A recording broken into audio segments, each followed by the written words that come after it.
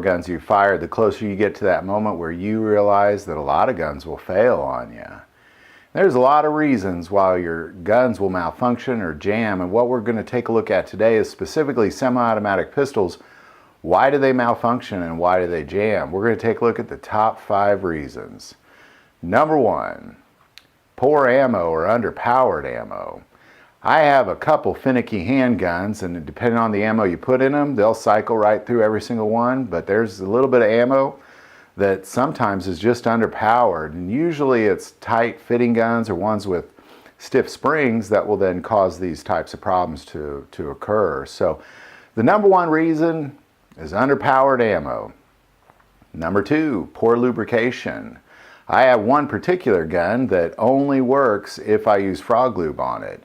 Now it'll work, but I guarantee you it won't jam if you have frog lube on it. So not lubricating your firearms could lead to some jamming issues. So the number 2 reason, poor lubrication. Having a dirty gun or failing to clean your gun. Not cleaning your gun will just lead you closer and closer that day it fails you.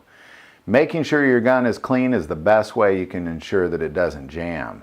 Clean it all the time. Clean it regularly. If you fire it, clean it. Don't just put it in the safe and wait several days or several weeks or several months. Clean it right away. Every time I go shooting, later on that evening or the next day, I'm cleaning my guns. And that's going to ensure that you don't have any jamming issues. Number 4, limp wristing. Now I don't really like this term limp wristing because we're all guilty of it.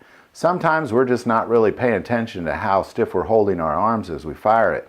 What they're referring to limp wristing is your wrist isn't tightened up, so your forearm and your hands will just kind of loosen up as the gun fires, which then causes it to not be able to allow the slide to go all the way back and then all the way forward correctly.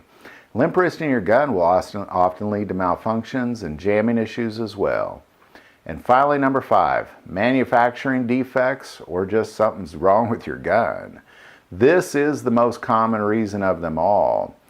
Oftentimes when you get a brand new gun, especially the tighter fitting it is, and again like I mentioned about that stiff spring, the manufacturer will tell you that you need to cycle through about 500 rounds to get it working. In my opinion, you should be able to pull a gun right out of the box and it work every time. But manufacturer defects oftentimes lead to this issue of jamming.